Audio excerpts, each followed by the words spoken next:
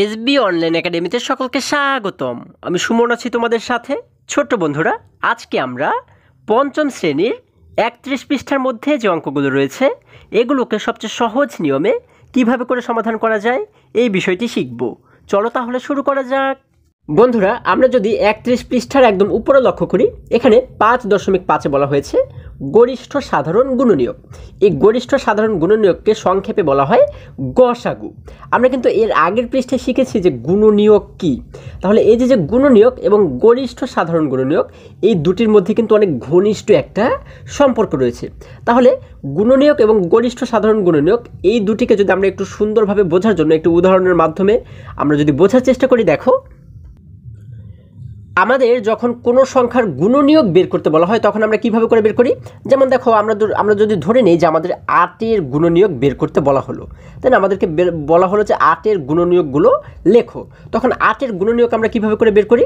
আমরা কিন্তু 1 থেকে শুরু করি, তাই না? আমরা দেখি যে 1 থেকে কোন কোন সংখ্যা দ্বারা 8কে ভাগ করা যায়, অর্থাৎ 8কে কোন কোন সংখ্যা দ্বারা ভাগ করলে আর কোনো ভাগ শেষ থাকে না।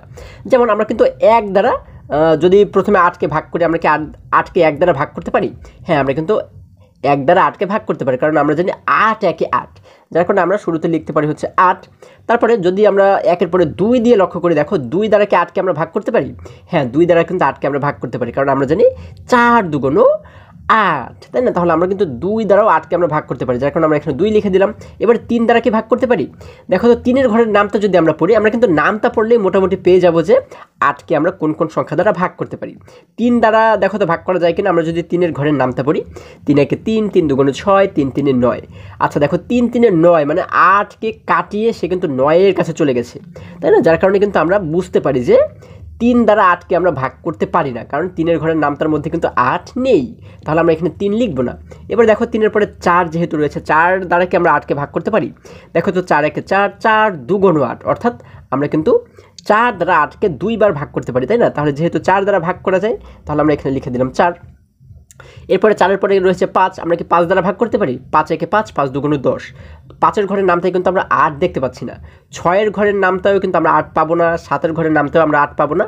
আবার 8-এর ঘরের নামটায় গিয়ে কিন্তু আমরা 8 পাবো, কারণ আমরা জানি 8 একে 8, অর্থাৎ 8 দ্বারা কিন্তু 8কে আমরা ভাগ করতে পারবো, তাই না? 8 দ্বারা 8কে কিন্তু আমরা একবার ভাগ করতে পারি। তাহলে আমরা এখানে কি লিখবো? সর্বশেষ 8। দেখো, এরপর যেহেতু এখানে 8 রয়েছে, তার মানে 8-এর চেয়ে বড় সংখ্যা দ্বারা কিন্তু ওকে কখনোই ভাগ করা যাবে না। সর্বোচ্চ কিন্তু আমরা 8 দিয়ে ভাগ করতে পারবো, তাই না? তাহলে এখানে আমরা মোট কতটি সংখ্যা পেয়েছি? 1 2 4 8। এই সংখ্যাগুলো দ্বারা কিন্তু আমরা 8কে ভাগ করতে পারবো। তাহলে 8-এর গুণনীয়ক হচ্ছে কি?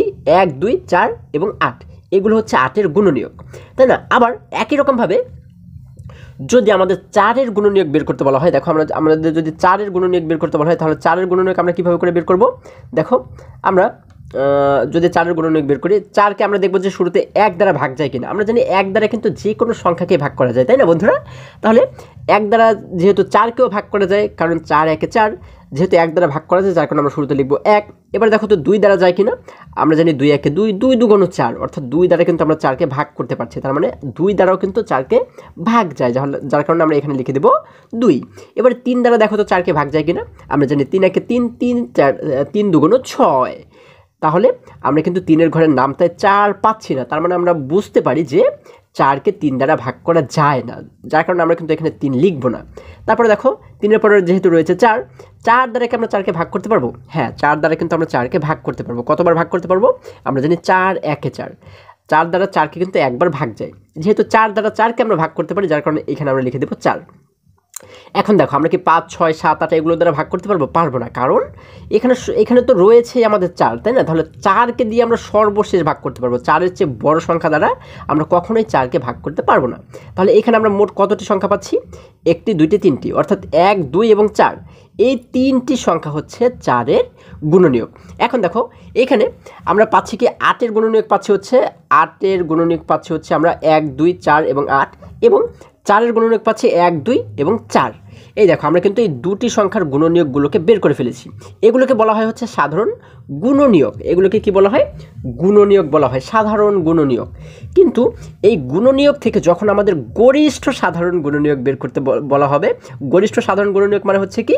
গসাগু। ঠিক আছে, গরিষ্ঠ সাধারণ গুণনীয়ক হচ্ছে গসাগু।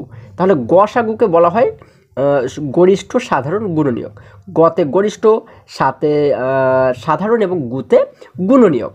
ঠিক আছে, যখন গরিষ্ঠ সাধারণ গুণনীয়ক আমাদের বের করতে বলা হবে তখন আমরা কি করব, তখন আমরা দেখব যে এই যে গুণনীয়কগুলো আমরা পেয়েছি এইগুলোর মধ্যে কোনটার কোনটার মিল রয়েছে। যেমন দেখো এখানেও কিন্তু 1 রয়েছে, এখানেও 1 রয়েছে, আমরা কিন্তু এটির একটি মিল পাচ্ছি। এখানে 2 রয়েছে, এখানেও 2 রয়েছে, আবার এখানে 4 রয়েছে, এখানেও কিন্তু 4 রয়েছে, তাই না? তাহলে আমরা কতটি সংখ্যার মিল পাচ্ছি? 1টি, 2টি, 3টি। এখানেও দেখো আমরা কিন্তু 1টি, 2টি, 3টি সংখ্যার মিল এখানে পাচ্ছি। এখানে যে কয়টি সংখ্যার মিল থাকবে সেই সংখ্যাগুলোর মধ্যে সবচেয়ে বড় যে সংখ্যাটি থাকবে সেটিকে বলা হয় হচ্ছে গরিষ্ঠ সাধারণ গুণনীয়ক। ঠিক আছে, এখানে সবচেয়ে বড় কোনটা? দেখো 1, 2 এবং 4 এগুলোর মধ্যে কিন্তু মিল রয়েছে এবং এই সংখ্যাগুলোর মধ্যে সবচেয়ে বড় কিন্তু 4। তাহলে এইখানে আমাদের যদি বলা হয় 4 এবং 8-এর গসাগু হচ্ছে কত, অর্থাৎ গরিষ্ঠ সাধারণ গুণনীয়ক কত, তখন আমরা কি লিখব? আমরা লিখব 4 এবং 8-এর গরিষ্ঠ সাধারণ গুণনীয়ক হচ্ছে 4। যেহেতু 4 সবচেয়ে বড়, আমরা কিন্তু সবচেয়ে বড় সংখ্যাটিকে গসাগু হিসেবে ধরে নিব, মানে গরিষ্ঠ সাধারণ গুণনীয়ক হিসেবে ধরে নিব। আচ্ছা, কেন আমরা সবচেয়ে বড় সংখ্যাটিকে নিব? কারণ এই যে আমাদের বলা হয়েছে গসাগুর মধ্যে যে গ আমরা দেখতে পাচ্ছি, গ এর অর্থ হচ্ছে কি? গ এর অর্থ হচ্ছে গরিষ্ঠ, তাই না? গ এর অর্থ হচ্ছে কি? গ এর অর্থ হচ্ছে গরিষ্ঠ। ঠিক আছে, গরিষ্ঠ।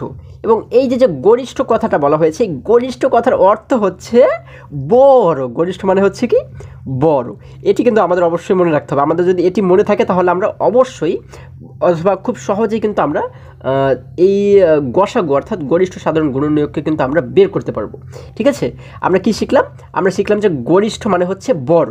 তার মানে এই যে সংখ্যাগুলোর মধ্যে মিল রয়েছে এর মধ্যে সবচেয়ে বড় যেটি, সবচেয়ে বড় কিন্তু 4, 1, 2 এবং 4 এর মধ্যে সবচেয়ে বড় হচ্ছে 4, যার কারণে আমরা কিন্তু গরিষ্ঠ সাধারণ গুণনীয়ক হিসেবে ধরে নিতে পারি 4কে। অর্থাৎ 8 এবং 4-এর গুণনীয়ক হচ্ছে গরিষ্ঠ সাধারণ গুণনীয়ক, অর্থাৎ গসাগু হচ্ছে 4। আশা করি তোমরা সকলেই বুঝতে পেরেছো।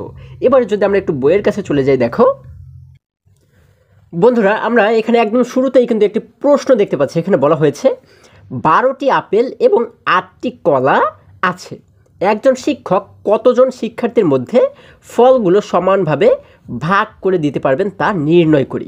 দেখো আমাদের বলা হয়েছে যে মোট আপেল রয়েছে 12টি এবং কলা রয়েছে 8টি। এই 12টি আপেল এবং 8টি কলা আমরা কি করব?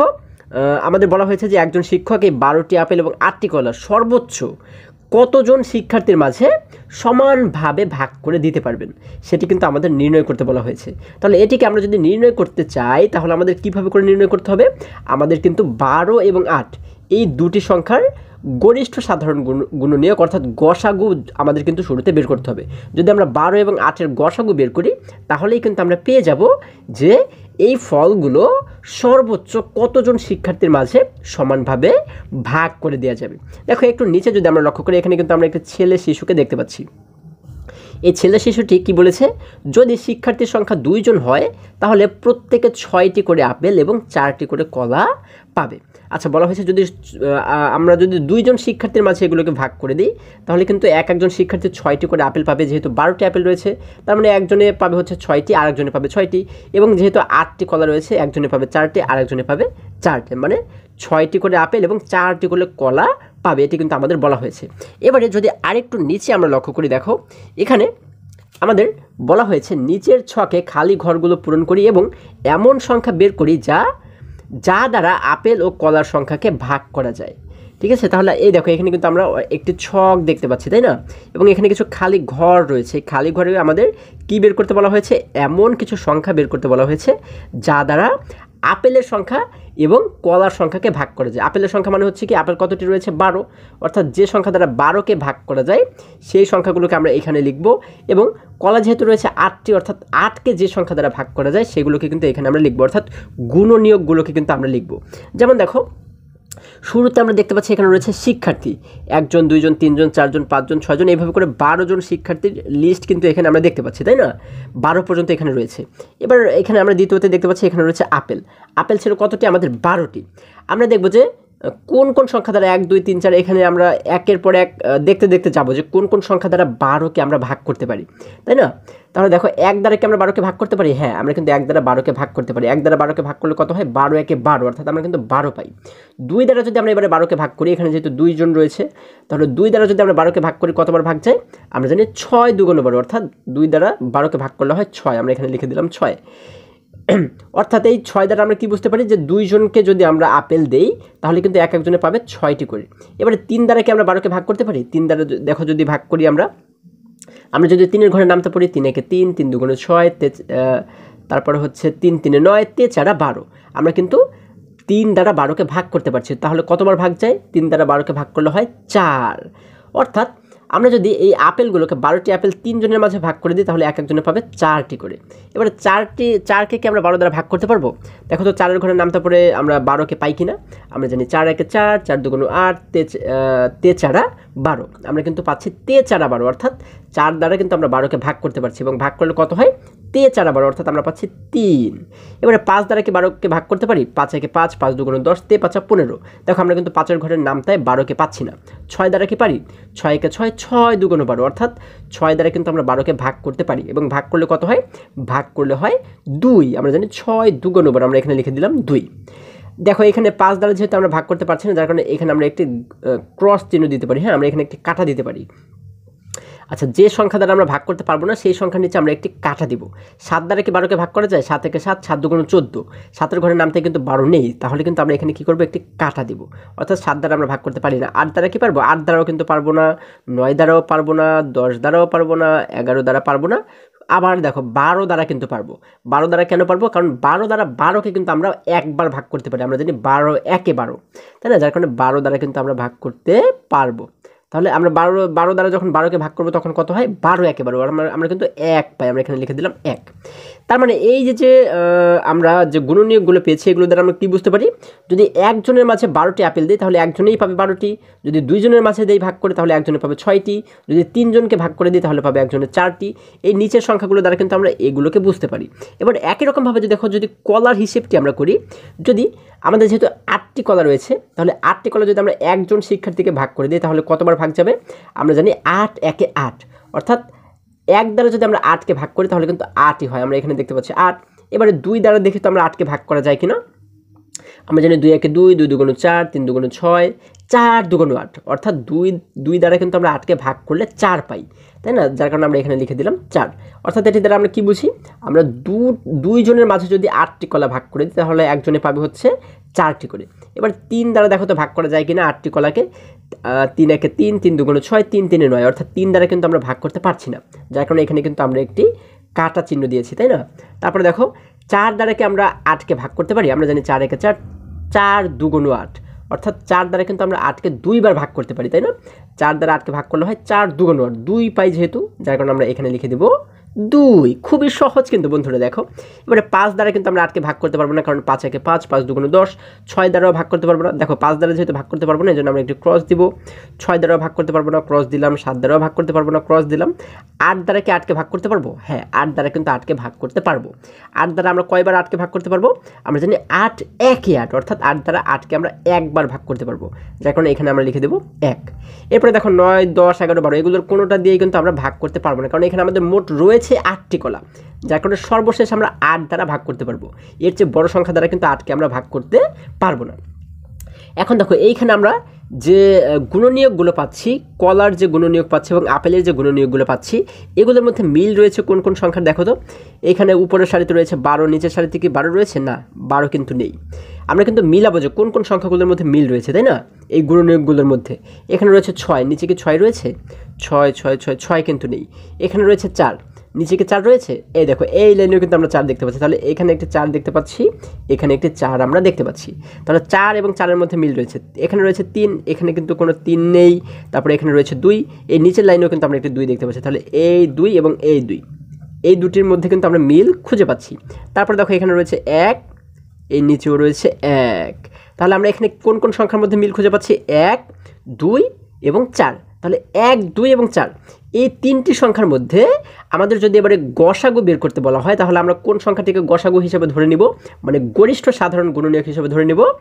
হ্যাঁ, তোমরা ঠিকই ধরেছো, যেহেতু 1, 2 এবং 4 এই তিনটির মধ্যে সবচেয়ে বড় হচ্ছে 4, যার কারণে 4কেই কিন্তু আমরা গসাগু হিসেবে ধরে নেব।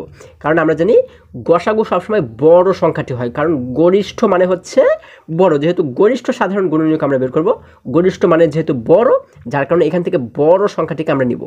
1, 2 এবং 4-এর মধ্যে যেহেতু সবচেয়ে বড় হচ্ছে 4, তার মানে আমাদের গসাগু হচ্ছে 4। অর্থাৎ এই 4 দ্বারা আমরা কি বুঝতে পারছি, 12টি আপেল এবং 8টি কলা যেহেতু আমাদের কাছে ছিল, এগুলো যদি আমরা শিক্ষার্থীদের মাঝে ভাগ করে দিতে চাই সমানভাবে, তাহলে কতজন শিক্ষার্থীর মাঝে আমরা দিতে পারবো? আমরা সর্বোচ্চ 4 জন শিক্ষার্থীর মাঝে সমানভাবে দিতে পারবো। আশা করি সকলেই তোমরা বুঝতে পেরেছো। এবারে দেখো, যদি আরেকটু নিচে আমরা লক্ষ্য করি, এখানে আমাদের বলা হয়েছে 1, 2 এবং 4 দ্বারা, এই দেখো 1, 2 এবং 4, আমরা এই তিনটির ভিতরে কিন্তু মিল খুঁজে পেয়েছি, তাই না? তাহলে 1, 2 এবং 4 দ্বারা 12 এবং 8কে ভাগ করা যায়, তাই এগুলো হলো 12 এবং 8-এর সাধারণ গুণনীয়ক। সাধারণ গুণনীয়কগুলোর মধ্যে সবচেয়ে বড় সংখ্যাটিকে গরিষ্ঠ সাধারণ গুণনীয়ক বা গসাগু বলে। আমি তোমাদেরকে একটু আগে যেটি বলেছি, যেহেতু এই তিনটিকে আমরা পেয়েছি, তিনটির মধ্যে মিল খুঁজে পেয়েছি, এর মধ্যে সবচেয়ে বড় হচ্ছে 4, তাহলে এই 4 হচ্ছে কি আমাদের গরিষ্ঠ সাধারণ গুণনীয়ক অর্থাৎ গসাগু। এখানে বলা হয়েছে 12 এবং 8-এর গসাগু হলো 4। আশা করি তোমরা সকলেই এটি খুবই সহজে বুঝতে পেরেছো। এবারে যদি আরেকটু নিচে আমরা লক্ষ্য করি, এখানে 3 নম্বর আমাদেরকে বলা হয়েছে নিচের ছকটি ব্যবহার করে 18 এবং 24-এর সাধারণ গুণনীয়কগুলো এবং গসাগু নির্ণয় করি। আচ্ছা দেখো, আমরা যদি এখানে দেখি যে 18-এর গুণনীয়ক কী কী রয়েছে এবং 24-এর গুণনীয়ক কী কী রয়েছে।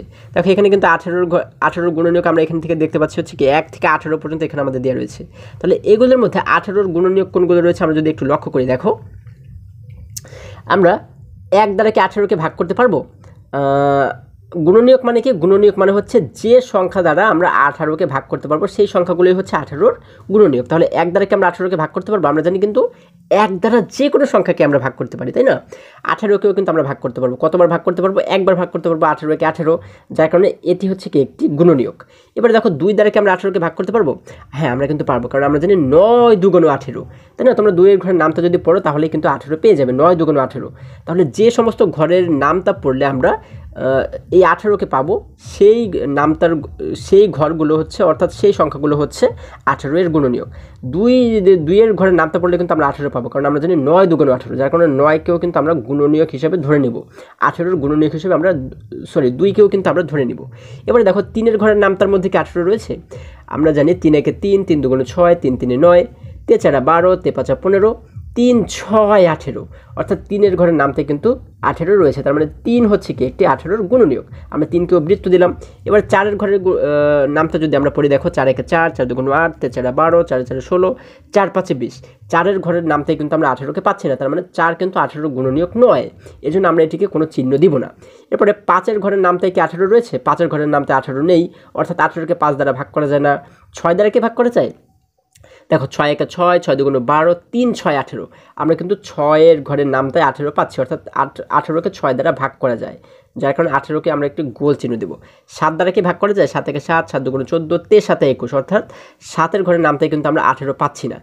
8 দ্বারা ভাগ করাও যাবে না। 9 দ্বারা যাবে? 9 দ্বারা কি যাবে? হ্যাঁ, 9 দ্বারা যাবে, কারণ আমরা জানি 9 একে 9, 9 2 18, তাই না? 9 দ্বারা 18কে ভাগ করা যায়, যার কারণে 9কে আমরা একটি বৃত্ত দিলাম। 10 দ্বারা যাবে না, 11 দ্বারা যাবে না, 12 দ্বারা যাবে না, 13 দ্বারা, 14 15 16 17 কোনোটা দ্বারাই যাবে না, শুধুমাত্র 18 দ্বারা যাবে। 18 দ্বারা কতবার যাবে? 18 দ্বারা 18কে একবার যাবে, আমরা জানি 18 একে 18, তাই না? এই জন্য আমরা 18কে একটি গোল চিহ্ন দিলাম। এবং আমরা কিন্তু আরেকটি জিনিস জানি, সেটি হচ্ছে যে সংখ্যারই গুণনীয়ক আমাদের বের করতে বলা হোক না কেন, আমরা কিন্তু গুণনীয়কের ক্ষেত্রে 1 পাবো এবং ওই সংখ্যাকে পাবো। যেমন 18-এর গুণনীয়ক আমাদের বের করতে বলা হয়েছে, আমরা কিন্তু অবশ্যই 1 পাবো এবং 18কে পাবো, এবং এর মাঝে আমরা অন্যান্য সংখ্যা পাবো, তবে 1 এবং 18 এই দুটি আমরা পাবোই, তাই না? অর্থাৎ 1 আমরা পাবো এবং এই সংখ্যাকে আমরা পাবো।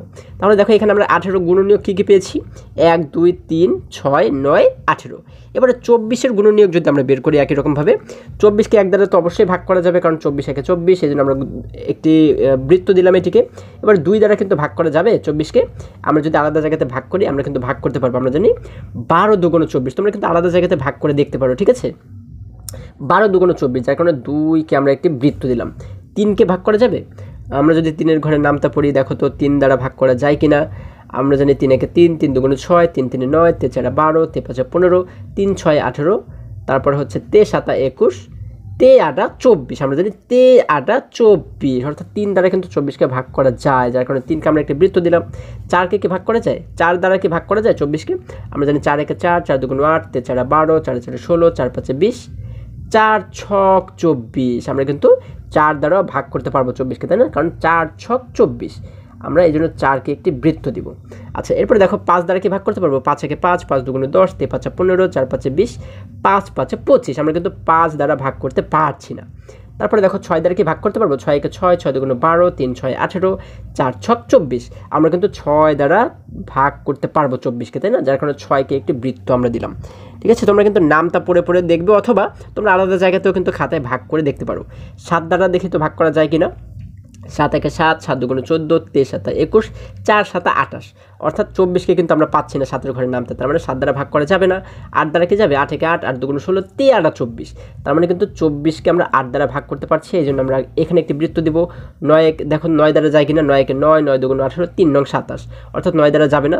এরপরে 10 দ্বারাও যাবে না। 11 12 13 14 15, সরি 12 দ্বারা কিন্তু যাবে। 12 দ্বারা যাবে কেন? কারণ 12 একে 12, 12 দুগুণে 24, আমরা কিন্তু 12 দ্বারা 24কে ভাগ করতে পারবো, এই জন্য 12কে একটি বৃত্ত দেবো। 13 14 15 16 17 18 19 20 21 22 23, এর কোনোটা দিয়েই কিন্তু 24কে ভাগ করা যাবে না, কিন্তু শেষে গিয়ে 24 দ্বারা আবার ভাগ করা যাবে, কারণ 24 একে 24, যার কারণে 24কে কিন্তু আমরা একটি বৃত্ত দেব। এখন দেখো এই যে 18-র গুণনীয়ক আমরা পাচ্ছি এবং 24-এর গুণনীয়কগুলো আমরা পেয়েছি, এগুলোকে কিন্তু আমরা আলাদাভাবে চিহ্নিত করেছি। আমাদের কিন্তু এগুলোকে আলাদাভাবে গুণনীয়কগুলোকে চিহ্নিত করতে বলা হয়েছে, মানে বের করতে বলা হয়েছে। আমরা কিন্তু গুণনীয়কগুলোকে বের করেছি, তাই না? এই বৃত্ত যেগুলোতে দেওয়া রয়েছে সেগুলোই হচ্ছে কি 24-এর গুণনীয়ক, এবং 18-র গুণনীয়ক হচ্ছে এইগুলো। এখন আমাদের বলা হয়েছে যে গসাগু নির্ণয় করো। এখান থেকে যদি আমরা গসাগু নির্ণয় করি, আমরা কীভাবে করে গসাগু নির্ণয় করব? আমরা দেখব যে কোন কোন সংখ্যাগুলোর মিল রয়েছে। এখানে 1 রয়েছে, এখানেও 1 রয়েছে, এখানে 2 রয়েছে, এখানেও 2 রয়েছে, 3 রয়েছে, 3 রয়েছে, এখানেও এখানে 4 রয়েছে, এখানে কিন্তু 4 নেই, কিন্তু এখানে 4 রয়েছে। তাহলে এইখানে 6 রয়েছে, এখানে 6 রয়েছে, মানে 6 এ 6 মিল রয়েছে। 8 এখানে রয়েছে, উপরে 8 নেই, এখানে 9 রয়েছে, নিচে 9 নেই, তার মানে এগুলোর মধ্যে কিন্তু কোনো মিল নেই। এখানে রয়েছে 12, এখানে কিন্তু 12 নেই। তারপরে দেখো এখানে রয়েছে 18, নিচে কিন্তু 18 নেই। তাহলে আমাদের মিল রয়েছে কি 1 2 3 এবং 6, এগুলোর মধ্যে মিল রয়েছে। তাহলে 1 2 3 6 এগুলোর মধ্যে আমরা যদি গসাগু নির্ণয় করি, তাহলে আমাদের গসাগু কত? হ্যাঁ, তোমরা ঠিকই ধরেছো, আমাদের গসাগু কিন্তু 6, কারণ 1 2 3 এবং 6 এগুলোর মধ্যে সবচেয়ে বড় হচ্ছে কে? সবচেয়ে বড় হচ্ছে 6, যার কারণে আমাদের গসাগু হচ্ছে 6। আশা করি তোমরা সকলেই এই বিষয়টি বুঝতে পেরেছো যে কীভাবে করে আমরা গসাগু নির্ণয় করব। বন্ধুরা, আজকে আমাদের এই পর্যন্তই, আবারও দেখা হবে পরবর্তী ভিডিওতে। আর হ্যাঁ, তোমরা যদি আমার চ্যানেলে নতুন হয়ে থাকো, তাহলে অবশ্যই এখনই চ্যানেলটি সাবস্ক্রাইব করে পাশে থাকো, যেন আমার যে কোনো ভিডিও আপলোড করার সাথে সাথে খুব সহজেই তোমরা সেটি পেতে পারো। এবং পঞ্চম শ্রেণীর যে কোনো পৃষ্ঠার সমাধান দেখতে এই সোজা যে লিঙ্কটি দেখতে পাচ্ছ, এই লিঙ্কে প্রবেশ করে যে কোনো মুহূর্তে যে কোনো পৃষ্ঠার সমাধান তোমরা দেখে নিতে পারো। সকলে ভালো থাকো, সুস্থ সবল থাকো, এই কামনা করে শেষ করছি। ধন্যবাদ সকলকে।